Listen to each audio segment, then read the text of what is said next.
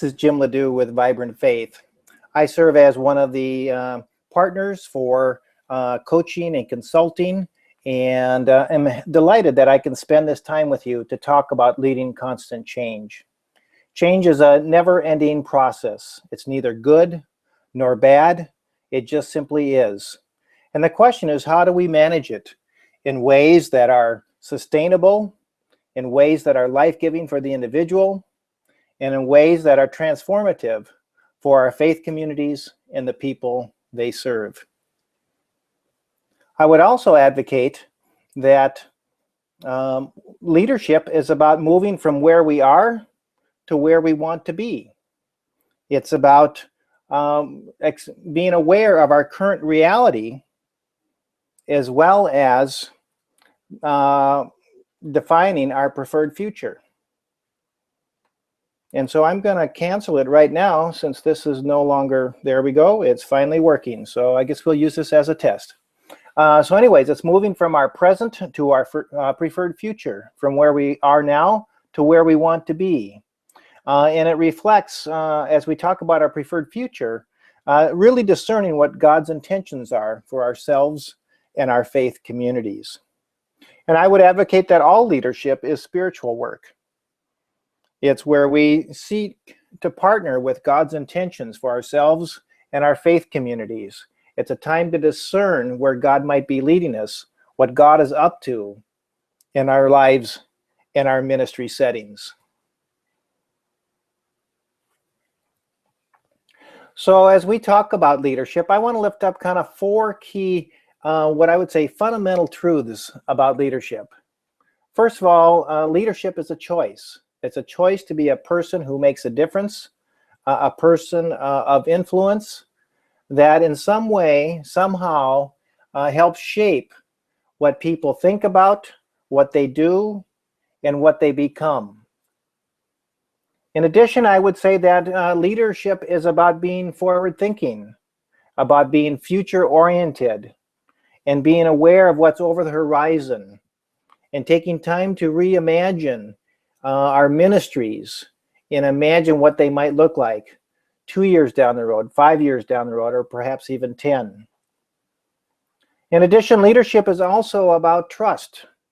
Trust is the foundation of all relationships. And part of being an effective leader means being able to model the way for others as they seek to be that transforming presence in the lives of other people. And finally, leadership and effective leaders realize that they cannot do it alone, that they must partner with other people, that they need the gifts and the talents and the perspectives and the passions of other people to do their best work. And so also, and today, as we spend this time together, we're going to be looking at leadership through three lenses.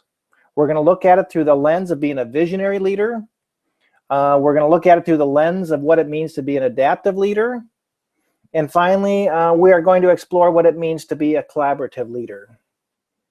And so we're going to begin with the concept of visionary leadership. And as we think about visionary leaders that we've perhaps come across, read about, that have perhaps even shaped our society, a number of names come to mind. We can think of Martin Luther King and his "I Have a Dream" speech and what he did for the sake of desegregation. We can think of John F. Kennedy and in his inaugural address when he talked about putting a man on the moon by the end of the decade. We can think about Mark Zuckerberg and what he did to shape how we communicate with one another via Facebook. We can think of Steve Jobs and how he redefined the music industry and how we listen to music and how we communicate with one another. We can think about Jeff Bezos and what he did to change the distribution network and how we receive goods and services via Amazon.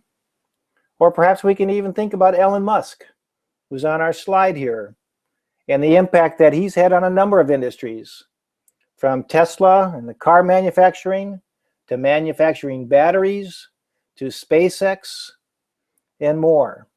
So these are all people that imagine what might be, that had a dream and a passion and shared that vision with other people.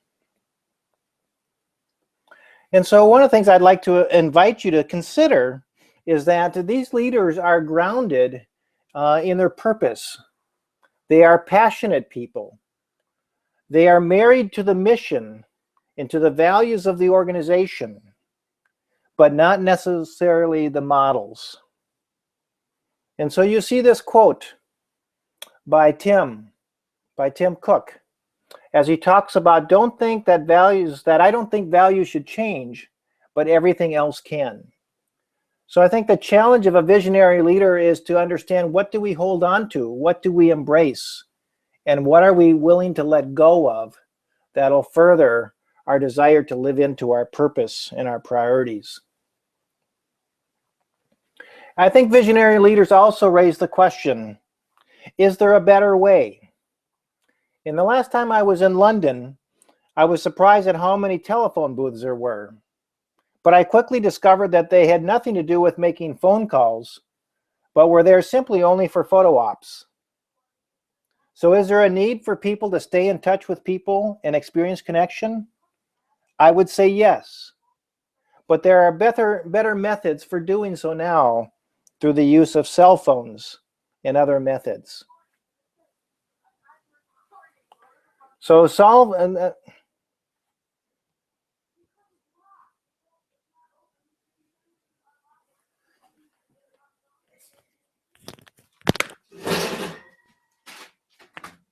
come in. What? I couldn't get in. I just run the recording. Now then.